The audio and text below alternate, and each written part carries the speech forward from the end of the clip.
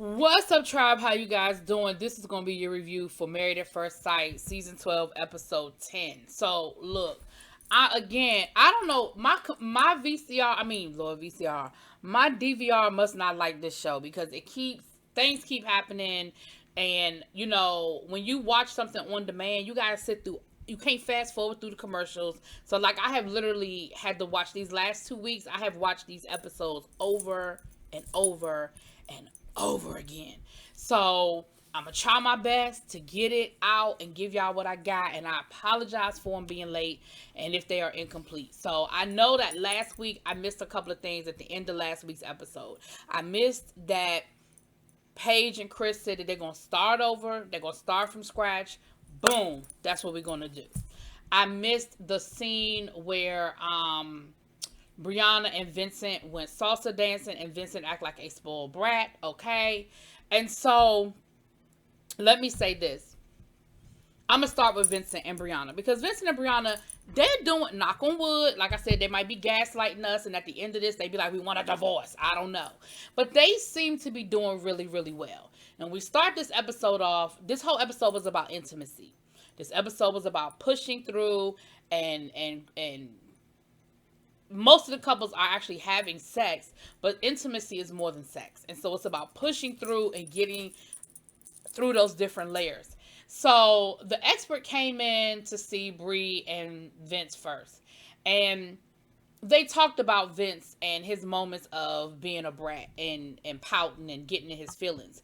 And he was honest about it. He was like, I think what it boiled down to with the two of them was that he loves her so much, and I must say love, or he is so into her, he really doesn't want to be seen as anything less than perfect.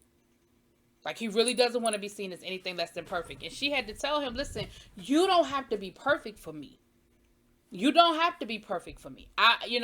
We're going to make mistakes. We're going to be goofy in front of each other. We're going to fall in front of each other. We're going to not, and it's okay that we're not, and so I feel like they had a breakthrough. Then later on in the episode, they played like a little sex game where they asked each other questions, and it was sort of like a truth or dare type of thing. You had to be blindfolded, and that was about trust. When you blindfold and you're going to taste something that I'm giving you, that's a trust factor. And that gets to be intimate as well, because then you have to see that you trust each other. And they did, it was a cute game, and they seemed to do well. They seem to be in a good place. Again, I'm going to come back to them if I think of more. I'm going to try to get the easy couples out the way before we get to the bullshit, okay? Virginia and,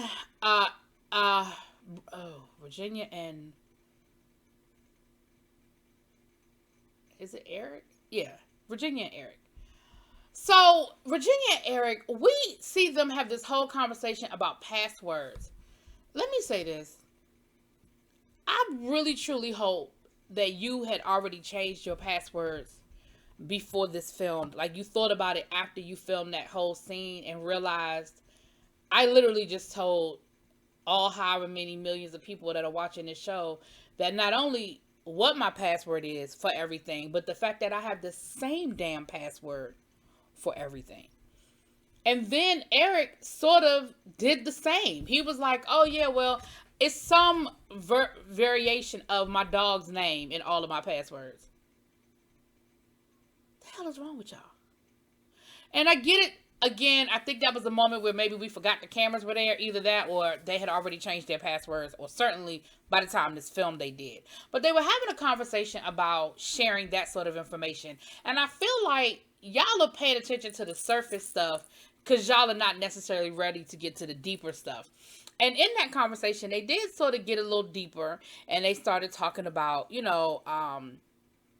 some needs and some wants.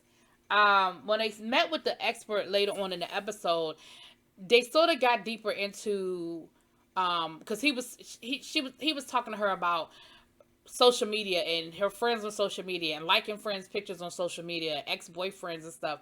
And again, he went on and explained later on that he has been cheated on in every relationship he's ever been in, but he's never been unfaithful. And so for him, that is a trigger, and that's a short fuse, and that's why he's very, very cautious of her having male friends that he doesn't know, and cautious of things that could possibly be telltale signs. So here's where he's bringing his baggage into his relationship with Virginia. Because the thing is this: men and women, contrary to popular belief, can be friends. And I understand that sometimes people have a past, but here's the reality of the situation. I have friends who our relationship started and we dated, but it didn't work out, but we became really, really good friends. And anything that we did outside of a friendship is so far removed that if I were to get into a serious relationship at this point, it wouldn't even be I wouldn't even think about it. I wouldn't even be like, well, 20 years ago, me and so-and-so, we went on some dates and like, it wouldn't even be, like, seriously, 10 years ago, 15 years ago. So I feel like in Virginia's like, so if I like his picture, like, that's a problem. But once he explained where it's coming from and that's where the baggage is, then you're kind of like, okay, I get it. I see where this is coming from now. I see where the baggage is. Then Virginia not wanting to have children. And he's like, listen, that's a non-negotiable for me. I'm not trying to be 45 years old trying to be a daddy. Like, I want to start my family before I turn 40. And of course, because there's this age difference between him and Virginia, in Virginia's mind, I ain't even 30 yet. But in his mind, he knocking on 40. Or is she 30 yet? Anyway. And so for him, he said that's a non-negotiable. But later on in the episode, we see Virginia tell him, listen, my parents sort of screwed me up. You know, I became a pawn in their game with custody. I lived with my mom, and then I lived with my dad, then I lived with my grandmom. And you know that, between my parents, they've been married about 5 times, and so me not wanting to have children isn't about me being, I want to be out here partying and I don't want kids. It's more being afraid of screwing it up. And so again, I think the more you talk, and see, that's what I'm saying about getting past those layers and getting intimate, because those are the conversations that we need to be having. It's not about, I don't want children, I want children. You got to dig deeper. You got to figure out what the connection is and why you want children or you don't want children. Because there are reasons. And so I felt like they sort of had a breakthrough. And then Dr. Coles is who they were dealing with in this episode. And they had like a little sexy, little rendezvous, little chocolate. What they call it? It's not fondant. It's is it fondue? Where they, you got the different fruits and the melted chocolate and stuff, strawberries and all that. So yeah, fondue. So they had a good time. And I feel like they had like a little bit of a breakthrough, as well, at least in this episode, child. Jacob and what's her name? Jacob and I usually mess up Jacob's name and I get her name right. And now I got Jacob's name right and I can't get her name right. Anyway, listen, they need to just go and get divorced. It's not gonna work. It ain't happening. It's not gonna work. She doesn't like him. She does not find him sexually attractive. She is not attracted to him. And I don't even know if she likes him that much. And again, with the two of them, I'm sorry, I can't spend a whole lot of time on them because I really feel like every week we're having the same conversation. She's uncomfortable with his obsession with the 80s. So she tried to buy him new clothes. And there's a thin line between wanting somebody to be a better person and trying to change someone. And I ain't quite sure where they are in this, because I feel like she's trying to turn him into something that she can find acceptable. She doesn't like him. She's not attracted to him. The sex won't good. She don't want to do it again. And so Dr. Cole's got them to at least share a bedroom because they weren't even sleeping in the same room. And it was awkward. He was like, well, can we cuddle? And she was like, yeah, no, I'm not ready for that. Girl, you're not ready to cuddle with this man? Seriously? Cuddle though? You can't spoon with him a little bit? I can't. I don't have a whole lot more energy for them. I just don't. I really don't. And I feel really bad for Jacob because I think he's a good guy. The experts just got this one wrong. I don't know. Ouch. I hit my finger. They got this one wrong. Paige and Chris. So after they decided they were going to start over, Chris never called Paige. Chris never called Paige. She hasn't talked to him, and so they have their meeting with Dr. Cole, and they decided they're going to try to start their friendship over from scratch. And Paige really wants this marriage, and Chris, I don't know what the fuck Chris wants. And so they sit down and come up with a schedule. Paige seems to be a very regimented person. She wants to know what they're going to do on Monday, Tuesday, Wednesday, Thursday, Friday. But to be honest with you, a part of me can't blame her, because once he walks out the door, he won't pick up her phone calls. He won't respond to her phone calls. She said she was calling him and it was going straight to voicemail. So I ain't mad at you for locking him in that moment. So she's making suggestions. He don't want to do nothing she wants to do, but he's making all these suggestions, and she is bending to everything he says he wants to do. She wants to play cards. He don't play no cards. He wants to play basketball. She don't know how to play basketball. He was like, "Oh, well, I'll teach you." She wants to go to the movies or watch a movie. He was like, "Nah, let's have Bible study." And I normally don't watch reviews before I do my review, because I don't want my opinion to be swayed by other people. But because I was having such a hard time, I watched a few reviews. And I was looking at a review. It's a mother-daughter duo. Oh, I gotta get their name. It's a mother-daughter duo that reviews the show. Black mother, black daughter. And so they sort of get that generational perspective. And the mom made an observation about Chris. She said, Chris manipulates Paige with religion because he knows that that's her soft spot. In the beginning, it seemed like they had that in common, but the more and more we go on, he uses that religion and uses her love of God and her faith to manipulate her and to get what he wants out of her. And so, for example, he said, let's have Bible study. Now you want to have Bible study? Really, sir? So they schedule Bible study. He brings dinner, and they're eating dinner, and first he wants her to pray over the meal. So he don't want to say the prayer. But you want to be the head of your household, but you don't want to pray. Okay.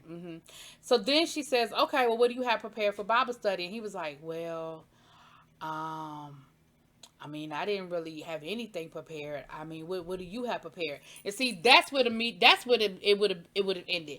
That is where the night would have been over, because this was your idea. I said I wanted to play cards, okay? I said I wanted to get a good Uno game going, maybe a little bit of Phase 10, some Tonk. I don't know, whatever a game that we could play with just the two of us. That's what I said I wanted to do.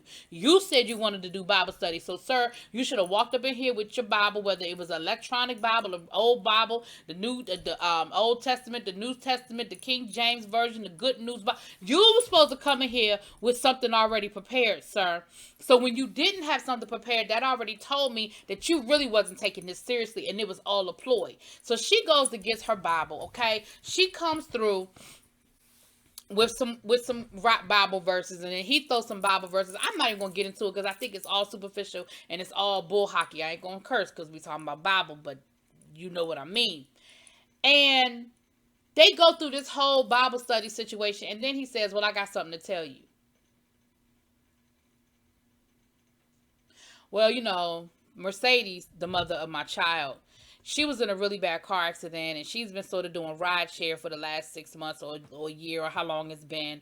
And, I don't really want her having to worry about public transportation or, Uber service and things like that. So I bought her a brand new Mercedes. And here's the thing that pisses me off about people when they name drop. You ain't have to say a Benz. You could have just said I bought her a car. You ain't even have to say it was brand new. You could have but for the purposes of the camera, for the purposes of wanting to flex and stunt, you had to let everybody know you bought this woman a brand new Benz. Now, you're sitting across from the woman who you are technically married to, who you claim you want to try to build a relationship with. Again, I understand you getting her the vehicle. I do. I'm not even gonna fight that fight. And I understand that you didn't use any of Paige's money to do it. I got that. But don't you think there was a way you could have worded that to make Paige feel like she was an inclusive part of that decision?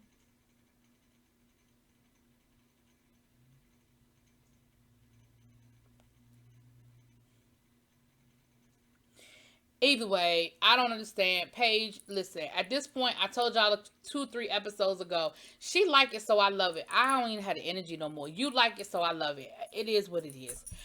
Last but not least, Claire and Ryan. Look,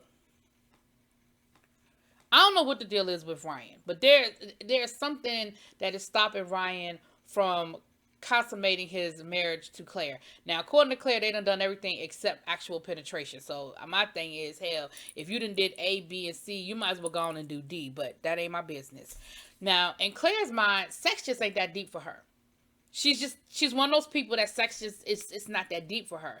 For Ryan, it is serious. It's very serious. It's a connection for him, and it's a very serious connection. And so they're sort of at a crossroads. So they meet with Dr. Cole, and Dr. Cole even actually asked Ryan to leave the room so she could have a private conversation with Claire. Is it Claire? Claire. And she says, well, do you think he could be a virgin? And she was like, I don't think so. I mean, maybe. But at the end of the day, even if, because that means he would have been, he would have lied on, I guess, some of the questionnaires, because I guess that's one of the questions they asked people and it didn't come up. He didn't say yes. I don't think he's a virgin. I'm going to be honest with you. I don't think he's a virgin. But I also don't think he's very experienced.